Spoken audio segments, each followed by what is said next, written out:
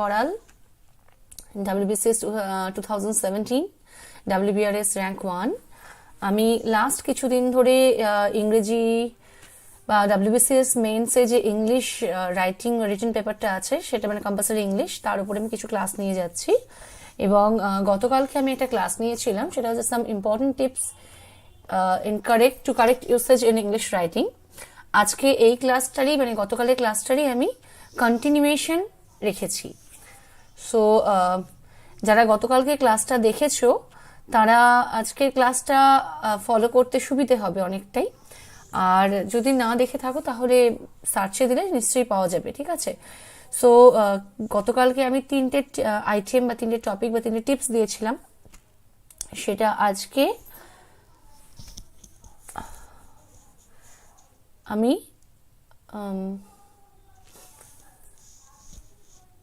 বাকি যে কয়েকটা আরো বাকি চারটে টিপস আছে সেই চারটে টিপস আমি আজকে আলোচনা করব এবং আলটিমেটলি লাস্টে গিয়ে আমি সবগুলোকে একবার করে না হয় আলোচনা করে দেব। সো আজকে ক্লাসটা আমি স্টার্ট করছি। ওকে, এটা গতকালকে স্লাইডের সাথে আজকে স্লাইডগুলো আছে। সো আমি জাস্ট স্কিপ করে যাচ্ছি গতকাল যেগুলো হয়েছিল।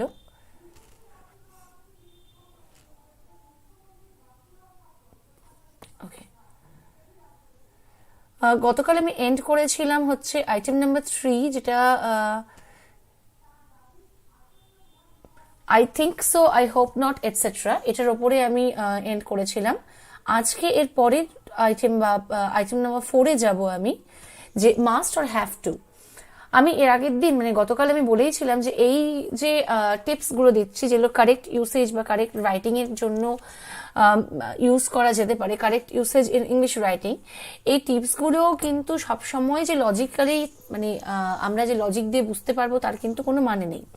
অনেক সময় ইংলিশ যেহেতু একটা বিদেশি ভাষা, আমরা কিন্তু মানে কিছু রুলস আমরা জানি না, ঠিক আছে? আমাদের স্কুলেও শেখানো হয় না এবং আমরা অতটা ইংলিশ পড়িও না যে সেই সঠিকভাবে সেগুলো আমি জানতে পারবো।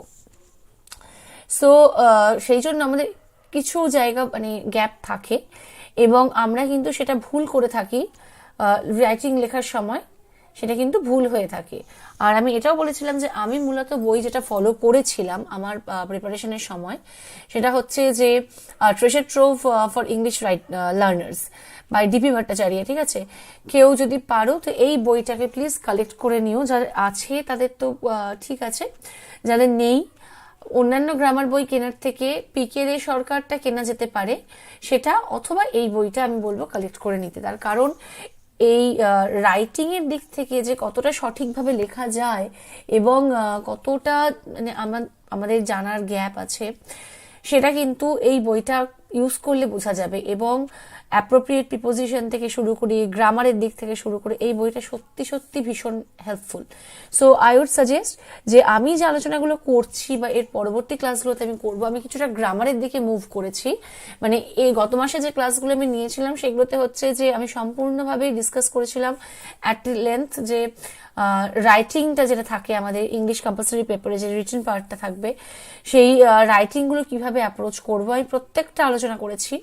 এবং এই মাস থেকে আমি ঠিক করেছিলাম যে মানে কিভাবে সেটাকে আমি ইংলিশ লার্নিংটাকে আরেকটু সমৃদ্ধ করতে পারি, এবং সেই জন্য আমি কিছুটা গ্রামারের দিকে মুভ করে গেছি। এবং আমি চেষ্টা করছি আস্তে আস্তে, কেন আমি অনেক স্টুডেন্টকে দেখেছি তারা বলেছে যে ম্যাডাম গ্রামারটা কিভাবে ইমপ্রুভ করব। সত্যি গ্রামার যদি কারোর ঠিক না থাকে তাহলে কিন্তু সে রাইটিং লিখতে পারবে না। সেই জন্য আমি কিছুটা গ্রামারের দিকে মুভ করতে চাইছি। আমি একটু ইংলিশ লার্নিং বা ইংলিশ গ্রামারের দিকে একটা একটা করে ক্লাস, পরবর্তী ক্লাসগুলো কিন্তু আমি সেভাবেই নেব ঠিক করেছি। তো যাই হোক, আজকে যে গতকালকে 3টে আইটেম আমি বলেছিলাম, আজকে আমি চতুর্থ item number 4, must or have to. ঠিক আছে, এই মাস্ট অর হ্যাভ টু আমরা কোথায় কিভাবে ব্যবহার করব, এখানে আমি আলোচনাটা সম্পূর্ণভাবে এখানে দেওয়া আছে, মানে আমার স্লাইডগুলোতে লেখা আছে এবং তার সাথে আমি পড়ে সেটাকে আমি বোঝানোর চেষ্টা করি। সেটা হচ্ছে যে বলছে কি লেখা আছে, we know that we use must and have to say something necessary. আমরা মাস্ট আর হ্যাভ টুটা তখনই ব্যবহার করি যখন আমাদের জরুরি কোনো কিছু বলার থাকে, ঠিক আছে? They are use to talk about the present or near future. মনে রাখবে যে আমরা কিন্তু পাস্টের ক্ষেত্রে মাস্ট আর হ্যাভ টুটা ইউজ করব না। মাস্ট আর হ্যাভ টুটা আমরা পাস্ট টেন্সের ক্ষেত্রে ইউজ করব না, আমরা কিন্তু প্রেজেন্ট অথবা ফিউচার টেন্সের জন্য আমরা মাস্ট আর হ্যাভ টুটা ইউজ করব। এবং কোথায় ইউজ করব? মাস্ট আর হ্যাভ টুটা আমরা ইউজ করব হচ্ছে মাস্ট আর হ্যাভ টুটা আমরা ইউজ করছি সম্পূর্ণভাবে যেখানে আমাদেরকে কোনো কিছু একটা করতে হবে, কমপ্লিটলি সামথিং নেসেসারি, যেটা সম্পূর্ণভাবে নেসেসারি, তার সেই জায়গাতে আমরা মাস্ট আর হ্যাভ টুটা ব্যবহার করে থাকি। যেমন মাস্ট ইউজ হয়েছে, দেখো, you must complete this tonight, you must be quiet. তাহলে এই যে you must complete this tonight, you must be quiet, এখানে বলছে here the speaker is instructing someone, the necessity is inside the speaker. এই জায়গাটা বুঝতে হবে যে মাস্ট যখন আমি বলছি, কাউকে যখন আমি মাস্ট দিয়ে বলছি, তখন কিন্তু আমি কাউকে ইনস্ট্রাক্ট করছি, ঠিক আছে? আমরা কিন্তু মাস্ট ইন্টারচেঞ্জেবলি ইউজ করে থাকি। আমি নিজের ক্ষেত্রেও হয়তো আই মাস্ট ডু দিস আমরা বলে থাকি, আমরা ইউজ করে থাকি, সেটা কাটা হয় না কোথাও, কিন্তু সেটা গ্রামাটিক্যালি ভুলও নয়। অথচ ইউসেজের দিক থেকে রাইটিং এ যে আমাদের কিছু মানে নিয়ম মানতে হবে, সেই নিয়মের দিক থেকে দেখতে গেলে সেটা কিন্তু ভুল। সেই জন্য মাস্ট আমাকে ইউজ করতে হবে যখন when the speaker is instructing someone, যখন স্পিকার কাউকে ইনস্ট্রাক্ট করছে তখন সে বলবে must. The necessity is inside the speaker, যে বলছে তার মধ্যে প্রয়োজনীয়তাটা ভেসে উঠছে, মানে আমি কথা বলে যাচ্ছি, আমাকে টিচার বলছেন তুমি চুপ করো, তাহলে টিচারের প্রয়োজন হচ্ছে আমি চুপ করি, আমার প্রয়োজন নয় কিন্তু আমি চুপ করি, ঠিক আছে? সেই জন্য the necessity is inside the speaker. তাহলে মাস্ট তখনই আমরা ব্যবহার করব যখন আমি কাউকে ইনস্ট্রাক্ট করছি, আর যখনই কাউকে ইনস্ট্রাক্ট করছি, যে ইনস্ট্রাকশনটা পাস করছে সে সেই জিনিসটা চাইছে, সেই নেসেসিটিটা, সামথিং নেসেসারি যেমন বলা হয়েছিল, সেই নেসেসিটিটা কিন্তু যে স্পিকার তার মধ্যে রিফ্লেক্ট করছে, ঠিক আছে? হ্যাভ টু, এবার হ্যাভ টু তে যদি মুভ করি, হ্যাভ টু হচ্ছে I have to complete this tonight, you have to be quiet as it is the rule. The speaker is compelled to say this in certain situations. I have to complete this tonight. আমাকে এই কাজটা complete করতে হবে, ঠিক আছে? তো এই আজকে কাজটা কমপ্লিট করতে হবে, কালকে সেই কাজটা নাও কমপ্লিট করতে হতে পারে। তাহলে সার্টেন সিচুয়েশনের জন্য আমরা কিন্তু ইউজ করে থাকি have to. You have to be quiet as it is the rule. এই পার্টিকুলার একটা জায়গাতে তোমাকে চুপ করে থাকতেই হবে। তাই the necessity is outside the speaker. কেন আউটসাইড? তার কারণ সিচুয়েশনটা তাকে কম্পেল করছে। The situation is compelling the speaker to keep quiet or to complete the job. তাহলে এই যে জায়গাটা, সেটা হচ্ছে কি, যে নেসেসিটিটা কিন্তু স্পিকারের বাইরে, মানে স্পিকার করতে চায় না কিন্তু পরিস্থিতি তাকে করতে বাধ্য করছে, এই রকম একটা সিচুয়েশন যদি থাকে তখন আমরা ব্যবহার করব হ্যাভ টু, ঠিক আছে? যেখানে স্পিকারের প্রয়োজন নেই অথচ দেখা যাচ্ছে যে পরিস্থিতি তাকে বাধ্য করেছে, সেই জায়গাটাতে আমি কিন্তু ব্যবহার করব হ্যাভ টু। কিন্তু যেখানে স্পিকারের প্রয়োজন আছে এবং সে অন্য কাউকে করতে বলছে তখন আমি বলছি মাস্ট, ঠিক আছে? আশা করি এই দুটো জায়গায় বোঝাতে পেরেছি। এরপরে মাস্টের আরো কিছু ব্যবহার আছে।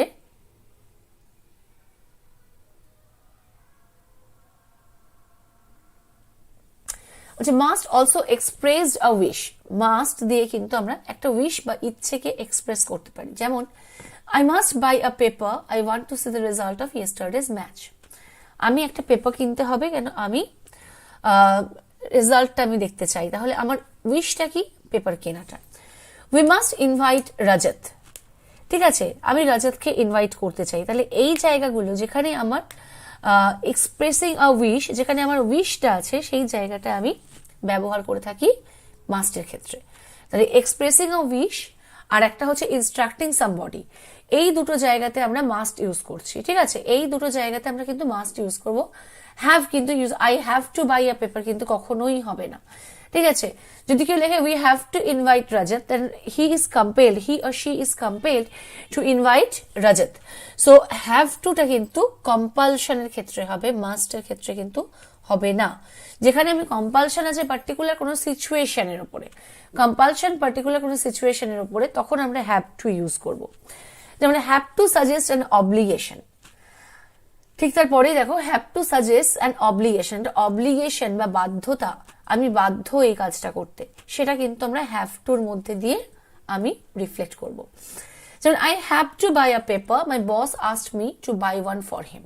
তাহলে আমি পেপারটা আমায় কিনতে হবে, I must buy a paper, আমাকে আমি একটা পেপার কিনবো বা কেনা উচিত। আর এখানে আমি কি বলছি, আমাকে একটা পেপার কিনতে হবে, তাহলে অব্লিগেশন। সো এই অব্লিগেশনটা আমি হ্যাভ টু দিয়ে ফিল আপ করবো। We have to invite Sonali, she invited us last time. তাহলে এই জায়গাগুলো যেখানে আমার অব্লিগেশন আছে সেইখানটাতে আমি ইউজ করছি হচ্ছে হ্যাভ টু, ঠিক আছে। তাহলে মাস্টের জায়গাটা আশা করছি কিছুটা ক্লিয়ার হলো। মাস্ট একটা হচ্ছে যেখানে কাউকে আমি ইনস্ট্রাক্ট করব তখন আমি মাস্ট বলবো, আর হ্যাভ টু হচ্ছে পার্টিকুলার কোনো সিচুয়েশন আমাকে যদি কোনো কিছু করতে বাধ্য করে বা অপর কোনো ব্যক্তিকে যদি করতে বাধ্য করে তখন সে হ্যাভ টু ইউজ করছে। সেরকমই মাস্ট দিয়ে আবার আমরা উইশ এক্সপ্রেস করে থাকি, আবার হ্যাভ টু দিয়ে আমি কোনো অব্লিগেশন এক্সপ্রেস করে থাকি, ঠিক আছে। তাহলে মাস্টের ক্ষেত্রে এইরকম ভাবে আমরা কিন্তু ব্যবহার করছি, মাথায় রাখতে হবে এই জিনিসগুলো। এরপরে item number 5,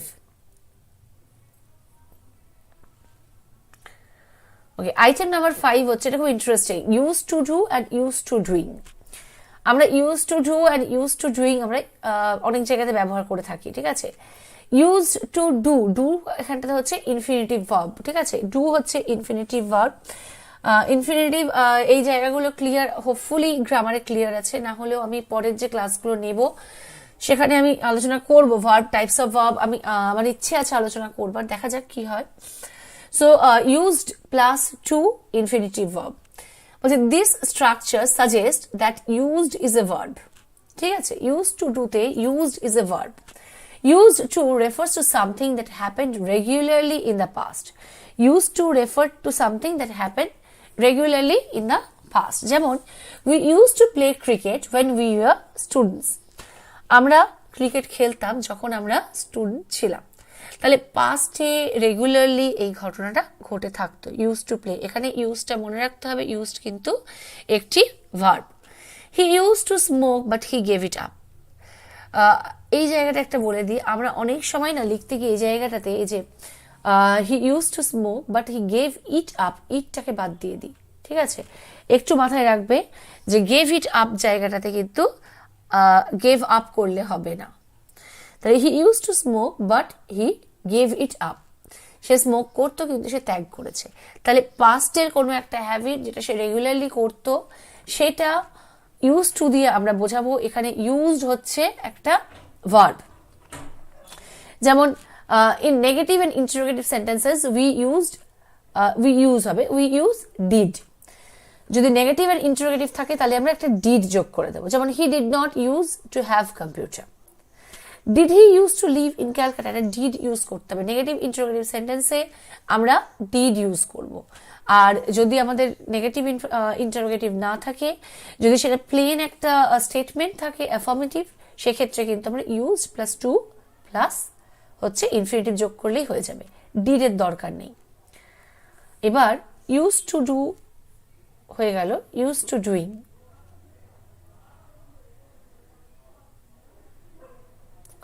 okay, be used to, be কিন্তু এখানে সবসময় মনে রাখবে যখনই গ্রামারে কোথাও বি দেখাবে, বিটা কিন্তু অ্যাকচুয়ালি হচ্ছে বি ভার্ব, ঠিক আছে। তাহলে be verb use to plus doing ING form, এই যে ফর্মটা এটা কি বলছে, this structure suggest that used is an adjective. খুব ভালো করে খেয়াল করো, this structure suggest that used is an adjective. Use to means familiar with, accustomed to. We may use, I am used to, is used to, was used to. The ing form placed after it is a gerund. ঠিক আছে, use টুর পরে যে আমি ING ফর্মটা ব্যবহার করব সেটা actually একটা জিরান্ড। অ্যাডজেক্টিভ কাকে কোয়ালিফাই করে জানা আছে নিশ্চয়ই, অ্যাডভার্ব কোয়ালিফাই করে হচ্ছে ভার্বকে, অ্যাডজেক্টিভ কোয়ালিফাই করে হচ্ছে নাউনকে। মানে কোয়ালিফাই করা মানে হচ্ছে নাউনের দোষ গুণ ইত্যাদি বলা, ঠিক আছে। So adjective use to ING ফর্মে ব্যবহার হবে অ্যাডজেক্টিভ হিসেবে, স্বাভাবিকভাবেই তারপরে কিন্তু নাউন নিয়ে নেওয়া হবে। এবং নাউনটা কি, নাউনটা কোনো নেমিং অবজেক্ট সেরকম কিন্তু নয়, নাউনটা কিন্তু জেরান্ড। জেরান্ড কিভাবে হয়, ভার্ব প্লাস আইএনজি, যেখানে সাপোজ রিটায়ারিং বা ফলিং লিভস, সেক্ষেত্রে কিন্তু আমরা ইউজ করে থাকি, সেটা কিন্তু জিরান্ড হয়ে যায়, ঠিক আছে। তাহলে the ING form placed after it is a gerund. Therefore যেমন swimming, swimming is a good exercise, সেই জায়গাতে সুইমিংটা কিন্তু হচ্ছে ভার্ব হওয়া সত্ত্বেও এমন ভাবে ব্যবহার করা হয়েছে যে সুইমিংটা কিন্তু নাউন হিসেবে কাজ করছে, সেক্ষেত্রে সুইমিং কিন্তু হচ্ছে gerund. Therefore functioning as a noun, সেই জন্য জেরান্ড নাউনের মতন ফাংশন করে। Then we are used to getting up early, we are used to getting up early. I am used to living alone now, ঠিক আছে। তো এই জায়গাগুলোতে মনে রাখতে হবে যে আগেরটাতে কি করলাম, ইউজ টু ডু, ডু ছিল, সেজন্য ইউজটা ভার্ব হিসেবেই কাজ করেছে। কিন্তু ইউজ টু আইএনজি যদি থাকে, ইউজ টুর পরে যদি ভার্ব প্লাস আইএনজি থাকে, তাহলে মনে রাখতে হবে যে ইউজ টুটা কিন্তু অ্যাডজেক্টিভ হিসেবে অ্যাডজেক্টিভ হিসেবে কাজ করছে, এবং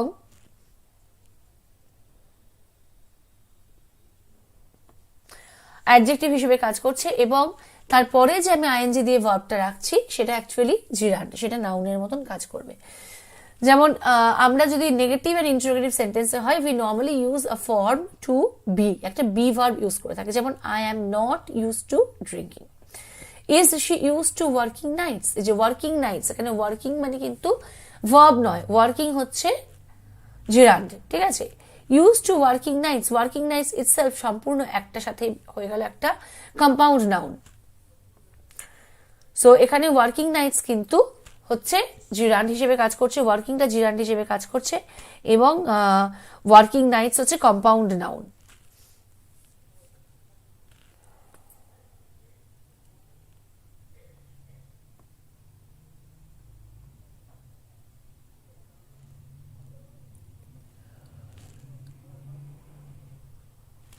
সরি, আচ্ছা, আইটেম নাম্বার 6, এই জায়গাতে আমি না একটা জায়গায় মিস করে গেছি, সেটা হচ্ছে যে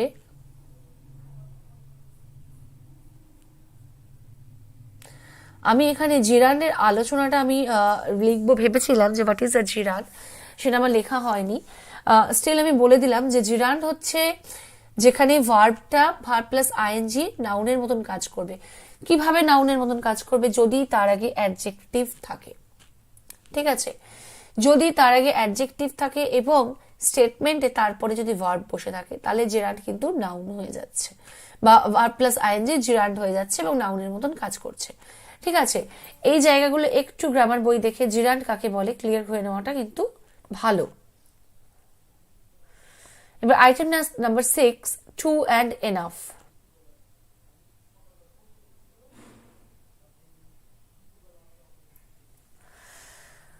টু অ্যান্ড এনাফ, আমরা টি ডাবল টু ইউজ করে থাকি সবকিছুকে, মানে কোনো কিছু এক্সেস বোঝানোর জন্য আমরা টু ইউজ করি। আর এনাফটা আমরা সবাই জানি, এনাফটা হচ্ছে যথেষ্ট বোঝানোর জন্য আমরা ইউজ করি, কিন্তু এটাও ইন্টারচেঞ্জেবলি ভাবে ইউজ হয়ে থাকে অনেক জায়গাতে। যেমন this shirt is too big, তাই টুটা হচ্ছে suggest more than the right amount. আমার রাইট অ্যামাউন্ট যেটা, সেটার থেকে বেশি যদি কিছু হয় তাহলে কিন্তু আমরা টু ইউজ করছি। তাহলে টু ইজ ইউজড যখন আমাদের রাইট অ্যামাউন্ট দেখানোর থাকে, বা রাইট অ্যামাউন্ট বোঝানো, more than the right amount হওয়ার থাকে, তখন আমরা টু ইউজ করব। এরপরে হচ্ছে the dress is big enough, enough আমি যথেষ্ট বোঝানোর জন্য ইউজ করে থাকবো। Enough suggest the right amount. This shirt is not big enough, not enough suggest less than the right amount. তাহলে টু হচ্ছে কি more than the right amount, enough হচ্ছে জাস্ট দ্য রাইট অ্যামাউন্ট, আর not enough হচ্ছে less than the right amount. তো এইভাবে আমরা two আর এনাফটাকে ব্যবহার করছি, ঠিক আছে। এনাফ এটা সহজ, টু আর এনাফটা, তো এই জায়গা মানে এই পোর্শনটা সহজ, এরপরে কিন্তু একটু চেঞ্জ হচ্ছে, একটু মানে আলাদা জিনিস দেখানো হয়েছে। যেমন the position of too and enough, position কোথায় আমি বসাবো, টু অ্যান্ড এনাফকে আমি কোথায় বসাবো। Too is placed before an adjective or adverb, ঠিক আছে। Too is placed before an adjective and adverb and is placed after it. যদি ভালোভাবে খেয়াল করি,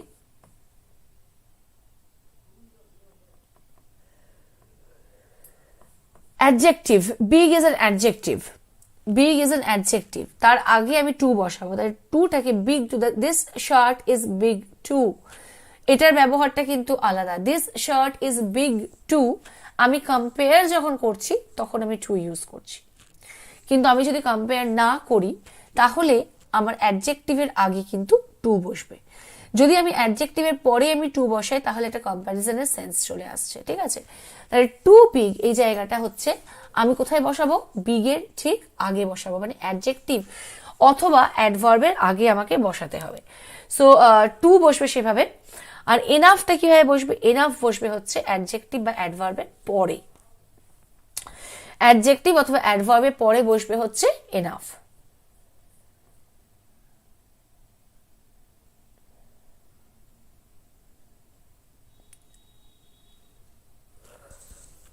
যেমন do not walk on the ground, it is too wait, do not walk on the ground, it is too wait, এই জায়গাতে দেখো ওয়েটটা হচ্ছে, ওয়েটটা কি, ওয়েটটা হচ্ছে adjective, it is too wait, তাহলে অ্যাডজেক্টিভের আগে নিলাম।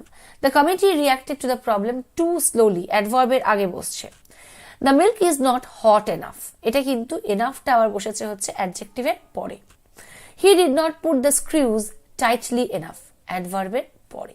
তাহলে এনাফ বসবে হচ্ছে অ্যাডজেক্টিভ অথবা অ্যাডভার্বের পরে, আর টু বসবে হচ্ছে অ্যাডজেক্টিভ অথবা অ্যাডভার্বের আগে।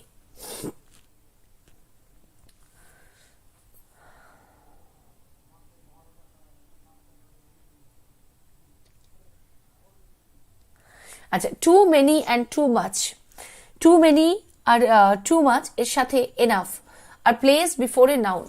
এতক্ষণ দেখলাম কি অ্যাডজেক্টিভ আর অ্যাডভার্বের পরে বসেছিল এনাফ, কিন্তু যদি নাউন হয় তাহলে কিন্তু আগে বসবে, ঠিক আছে। নাউন হলে আগে বসবে, আর অ্যাডজেক্টিভ অ্যাডভার্ব যদি হয় তাহলে পরে বসবে। যেমন you are too tired because, you are tired because you have to had too many late nights, ঠিক আছে। আগে বসলো, নাইটটা হচ্ছে বা লেট নাইটটা হচ্ছে নাউন, তার আগে ঠিক বসে গেল হচ্ছে too many. There is too much noise in the area. আচ্ছা, মাচ আর মেনি ব্যবহার তো নিশ্চয়ই জানা আছে, যেখানে আমি কাউন্টেবল নাউন থাকবে সেখানে আমি মেনি বসাবো, যেখানে আনকাউন্টেবল নাউন থাকবে সেখানে আমি বসাবো হচ্ছে মাচ। তাহলে মেনি এখানটাতে আমি বসালাম লেট নাইটস, লেট নাইটস হচ্ছে কাউন্টেবল, সো কাউন্টেবল নাউন যেখানে থাকবে বা কাউন্টেবল যেখানে, সেখানে আমি বসালাম হচ্ছে মেনি, আর যদি আনকাউন্টেবল থাকে তাহলে আমি বসাবো হচ্ছে much. There is too much noise in the area. Noise is not countable, so এখানে আমি ইউজ করেছি much. We have we got enough cup for our guest? Enoughটাকেও দেখো বসানো হয়েছে কিন্তু কাপস এর আগে, মানে নাউনের আগে। Have we got enough cups for our guest? আমাদের গেস্টের জন্য কি enough কাপ পাওয়া গেছে, জিজ্ঞাসা করা হচ্ছে। Did you withdraw enough money from bank? তাহলে enough সবসময় বসছে বা too much সবসময় বসছে কিন্তু হচ্ছে নাউনের আগে, অথচ অ্যাডজেক্টিভ কিংবা অ্যাডভার্বের পরে, ঠিক আছে। অ্যাডজেক্টিভ আর অ্যাডভার্বের পরে বসবে হচ্ছে এনাফ, অ্যাডজেক্টিভ আর অ্যাডভার্বের আগে বসবে টু, কিন্তু নাউনের ক্ষেত্রে দুটোই আগে বসছে।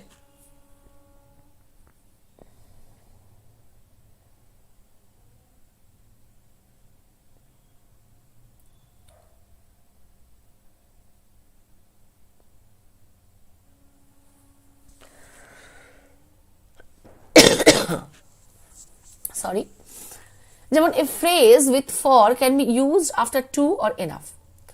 ফর দিয়ে কিন্তু আমরা ব্যবহার করতে পারি, ফর দিয়ে যদি কোনো ফ্রেজ থাকে সেটাকে আমরা ব্যবহার করব কোথায়, টু আর এনাফের পরে। যেমন the shoes are too big for him, এখানে ফর কিন্তু প্রিপোজিশন নয়, ফর হিম ফর একটা ফ্রেজের মতন কাজ করছে। The shoes are too big for him, the jacket is not warm enough for winter.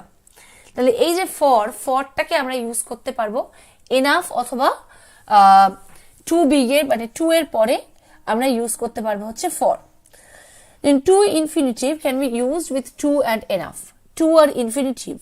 Then he is too weak to walk. Too weak এর infinitive টা কি? To walk. To plus infinitive walk. Infinitive verb use হয়েছে to plus infinitive. Is he tall enough to reach the top shelf? Tall enough to reach the top shelf. Enough এ কোথায় বসলো? To reach এর আগে বসছে, ঠিক আছে। তাহলে two plus infinitive use করব কখন? টু প্লাস ইনফিনিটিভ কিন্তু আমার এখানে লেখা হয়নি। টু প্লাস ইনফিনিটিভ ইউজ হবে হচ্ছে টু আর এনাফের পরে, এবং এখানে কিন্তু একটা সেন্স অফ কম্প্যারিজন চলে আসে।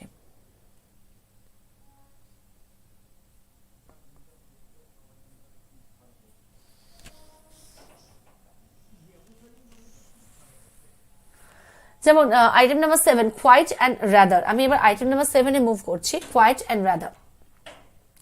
মানে আজকে যে চারটে আইটেম বলছি না, এই আইটেমগুলো আমরা কিন্তু খুব ইউজ করে থাকি, ঠিক আছে। যেমন কোয়াইট অ্যান্ড রাদার, এটা কিন্তু আমরা ভীষণ ইউজ করি। When we make a favourable comment, মনে রাখবে এটা, when we make a favourable comment we generally prefer quite to rather.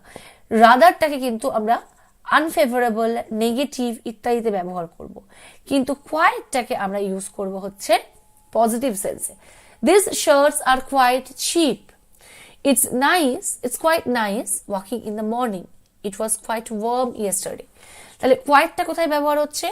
quite R rather positive সেন্সের ক্ষেত্রে আমরা quite ইউজ করব, নেগেটিভ সেন্সের ক্ষেত্রে কোথাও ফেলিয়ার ইত্যাদি বোঝাতে গেলে আমরা ইউজ করব হচ্ছে rather. When we make unfavorable comment, we usually prefer rather. But quite is also possible. quite দেওয়া যেতে পারে, কিন্তু না দেওয়াটাই ভালো। আনফেভারেবল কমেন্টের ক্ষেত্রে আমরা ইউজ করে থাকবো হচ্ছে রাদার, অথবা কোয়াইটও ইউজ করা যেতে পারে, কিন্তু কোয়াইটের সঙ্গে কিন্তু আমরা রাদার ইউজ করতে পারবো না। যেমন this shirts are rather expensive বা quite expensive. The room was rather or quite dirty.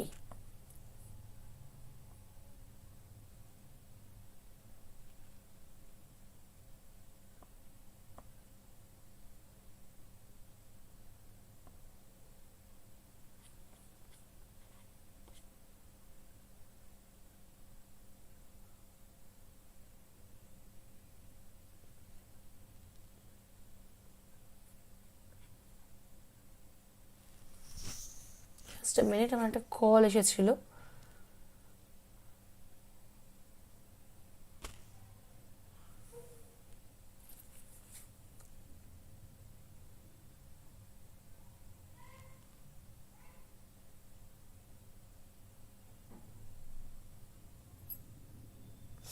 ওকে, তাহলে আমরা এই জায়গাতে ব্যবহার করছি হচ্ছে আনফেভারেবল কমেন্ট দেখানোর জন্য আমরা ইউজ করছি হচ্ছে কোয়াইট, বা সরি ফেভারেবল কমেন্টের জন্য আমরা দেখাবো হচ্ছে কোয়াইট, আর আনফেভারেবলের ক্ষেত্রে আমরা ইউজ করব হচ্ছে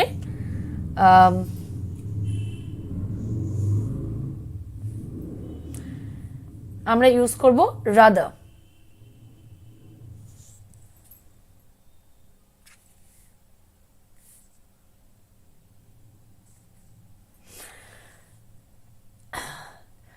এবার রাদার আরেকটা নতুন জায়গায় ব্যবহার করা যেতে পারে, সেটা হচ্ছে যে rather in a favourable comment suggest. যদি ফেভারেবলে কেউ রাদার ইউজ করে, ঠিক আছে, রাদার কিন্তু ফেভারেবলে অনেক জায়গাতে ব্যবহার হয়ে থাকতে পারে রাদার।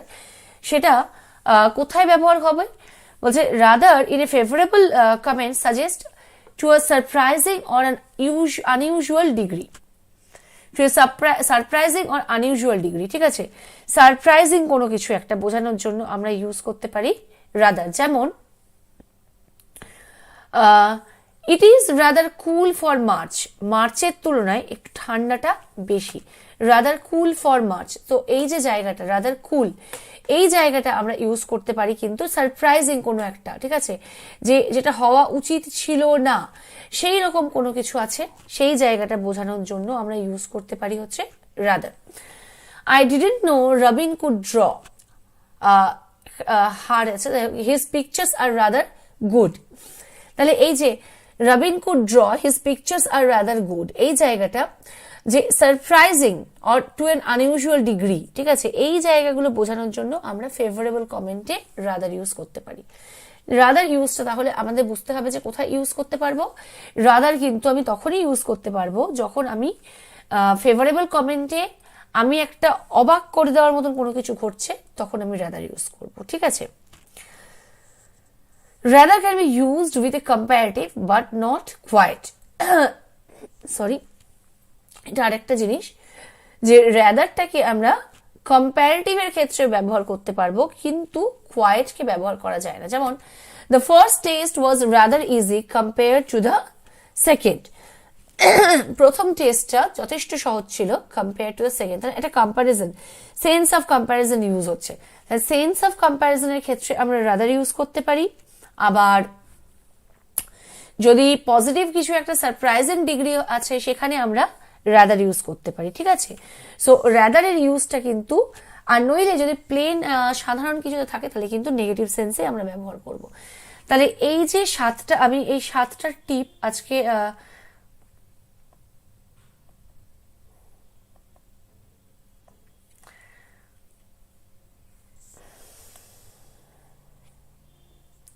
তাহলে আমি এই সাতটা টিপ আমি ভেবে মানে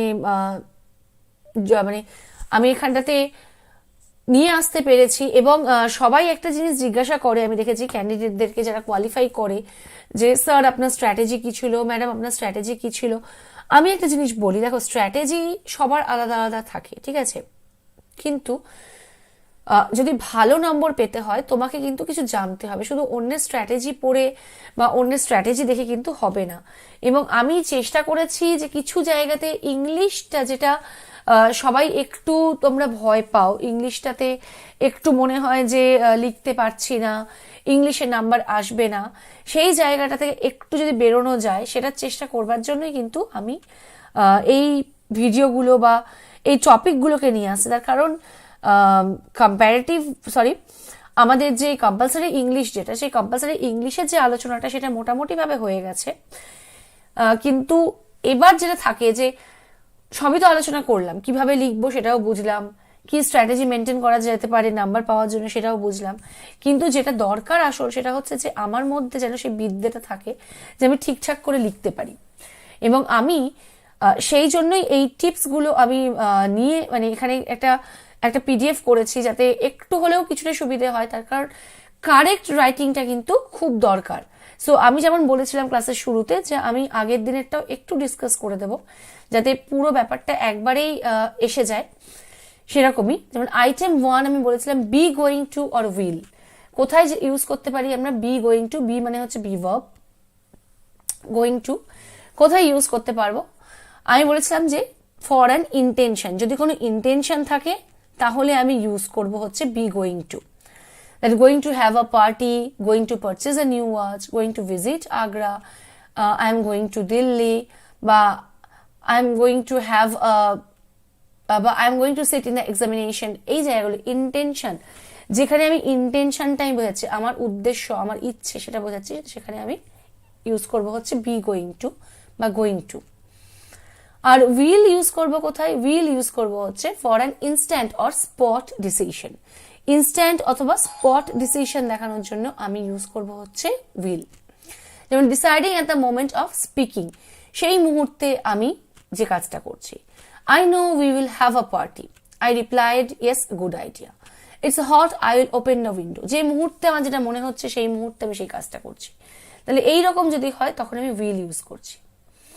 আবার B going two is use for prediction based on present situation, আমরা অনেক সময় গোয়িং টু ইউজ করে থাকি একটা বর্তমান একটা কিছু সিচুয়েশনকে দেখে আমরা সেটা ইউজ করে থাকি, ঠিক আছে। যেমন the sky is cloudless, it is going to be a sunny day. Will is use for prediction, what will happen, যে he will be 15 next Sunday, মানে ফিক্সড প্রেডিকশন, যেটা সিচুয়েশন বেসড নয়, যেটা হতেই চলেছে বা হবেই, সেক্ষেত্রে আমরা উইল ইউজ করব। যেটা সিচুয়েশন বেসড হবে সেক্ষেত্রে আমি ইউজ করব হচ্ছে গোয়িং টু।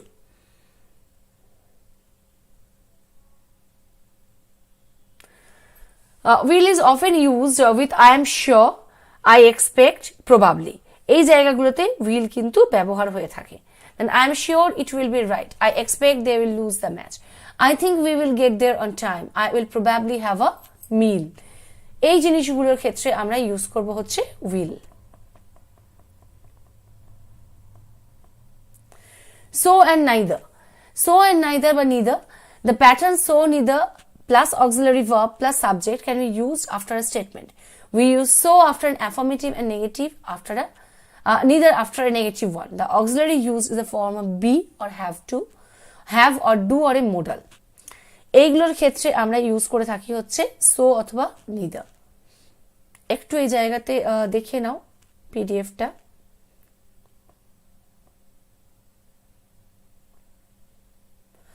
এগুলো আগের ক্লাসে সম্পূর্ণ আলোচনা হয়ে গেছে, ঠিক আছে?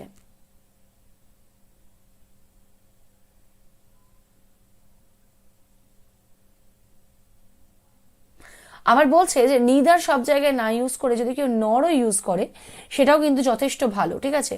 যদি কেউ নর আমরা ইউজ করি সেটাও কিন্তু খুব ফর্মাল হয়।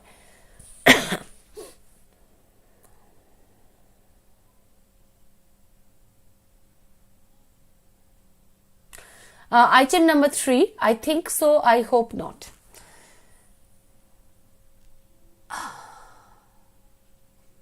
বলছে নোট দ্য ফলোইং, সো দিয়ে কিরকম? Do you think you will pass the test? Yes, I hope so. I do not know whether the shop sells rice but I think so. এইসবের ক্ষেত্রে আমরা ব্যবহার করে থাকছি সো। সো মানে হচ্ছে আমি যে চিন্তাটা করেছি সেটাকে আমি একটু জোর দিয়ে বলবার জন্য, এমফাসাইজ করবার জন্য আমি সো ইউজ করছি। In the above examples we can not give up so. কেন ইউজ করতে সোকে গিভ আপ করতে পারছে? তার কারণটা হচ্ছে প্রশ্নে বা আগের সেন্টেন্সে আমি যে আইডিয়াটা দিয়েছি সেই আইডিয়াটা এনক্যাপসুলেট করা হয়েছে সোতে। We can use so after think, expect, imagine, believe, suppose, guess, hope and be afraid. But it cannot be used after know or be sure, ঠিক আছে? নো এর পরে কিন্তু আমরা সো ইউজ করতে পারবো না। There has been a murder, yes I know, yes I know so হবে না।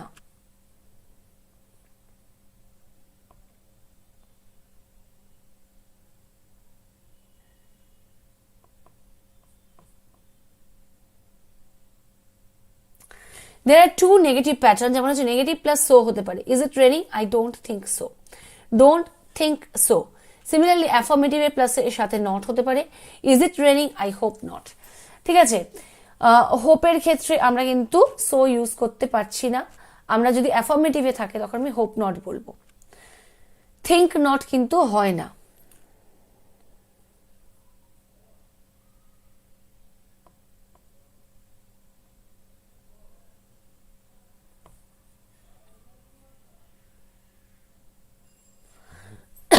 We can use suppose or believe in either form. Will there be no chairs left? I don't suppose so or I suppose not. এই ক্ষেত্রে আমরা ব্যবহার করে থাকি suppose. যে আমরা বিলিভ আর সাপোজ আমরা দুটো ক্ষেত্রেই ব্যবহার করতে পারি। যদি আমরা ডোন্ট দিয়ে বলি তাহলে ডোন্টের পরে সাপোজ নিয়ে আমরা সো করব। যদি ডোন্ট না দিই তাহলে সাপোজের পরে আমি ডিরেক্ট নট নিয়ে নিতে পারবো, ঠিক আছে? We can usually use think, expect, imagine to form negative with so. Is it going to rain? I don't think so. But with guess, hope, be afraid, we form negative sentence with not. তাহলে সোটা কোথায় use করতে পারি নেগেটিভের ক্ষেত্রে? Think, expect, ইমাজিনে আমরা use করতে পারি so, are not use করতে পারবো এর ক্ষেত্রে।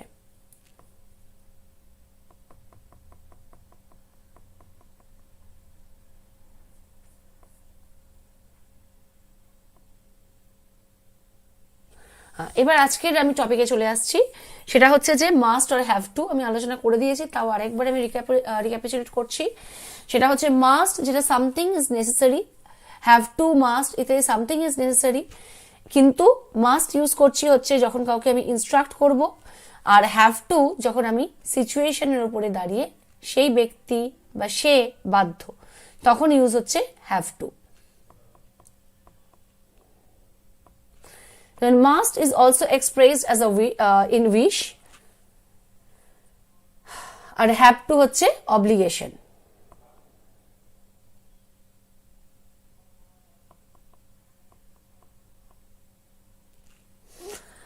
Item number 5, use to do আর ইউজ টু ডুইং, আমি বুঝিয়ে দিলাম যে ইউজ টু ডু কোথায়, ইউজ টু ডুটা হচ্ছে ইনফিনিটিভ, সেখানে ইউজ হচ্ছে একটা ভার্ব, আর পাস্টে যেটা রেগুলারলি করতাম সেটাই বোঝাবো আমি হচ্ছে ইউজ টু ডু দিয়ে, ঠিক আছে। যেখানে ইউজড ভার্ব হিসেবে ব্যবহার হচ্ছে সেখানে আমি ইনফিনিটিভ নিয়ে নেব, যেমন use to smoke, use to play.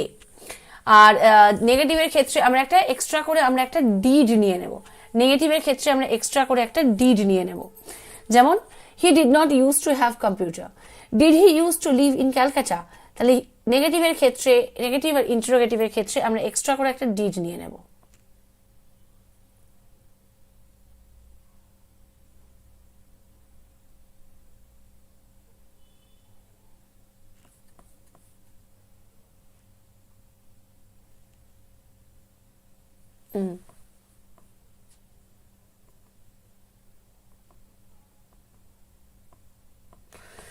R use to plus ING, use to plus ING যদি হয়, sorry, use to plus ING,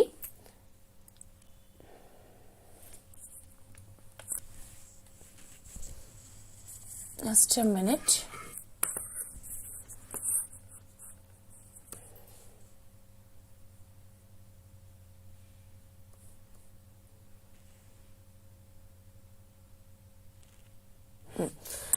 B use to plus ING, এই ফর্মটা যদি থাকে তাহলে এই ফর্মটা আমি কিভাবে ব্যবহার করব, এই ফর্মটা ব্যবহার হবে হচ্ছে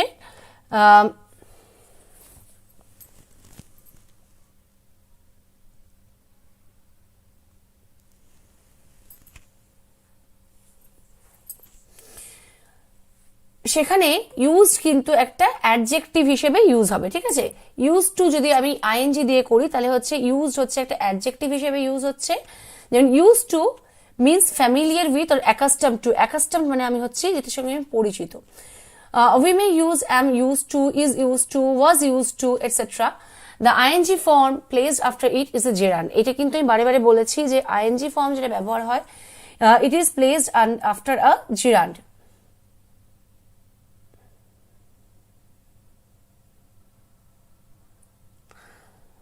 এবং জেরান্ড কখন হবে, যখন হচ্ছে ভার্ব প্লাস আইএনজি নাউনের মতন কাজ করবে, সেটা হচ্ছে gerund. Then we are use to getting up early, I am use to living alone now, এই জায়গাগুলোতে আমি ইউজ টুটা হচ্ছে এখানে অ্যাডজেক্টিভের মতন কাজ করছে, গেটিংটা হচ্ছে এখানে জেরান্ড হিসেবে কাজ করছে। In negative and interrogative sentences we normally use a form to be, ঠিক আছে। বি ভার্বের একটা ফর্ম আমরা ইউজ করে থাকবো নেগেটিভ ইন্টারোগেটিভের ক্ষেত্রে, যেমন I am not, is she. তাহলে নেগেটিভের ক্ষেত্রে আমরা একটা বি ভার্ব নিয়ে নেব, আর অন্য জায়গাতে কিন্তু ইউজটা যেহেতু ইউজড ভার্ব নয়, সেই জন্য নেগেটিভের ক্ষেত্রে একটা আমাকে বি ভার্ব নিতে হচ্ছে। ইউজ যেহেতু এখানে অ্যাডজেক্টিভ, সেই জন্য নেগেটিভের ক্ষেত্রে কিন্তু আমাকে একটা বি ভার্ব নিয়ে নিতে হচ্ছে।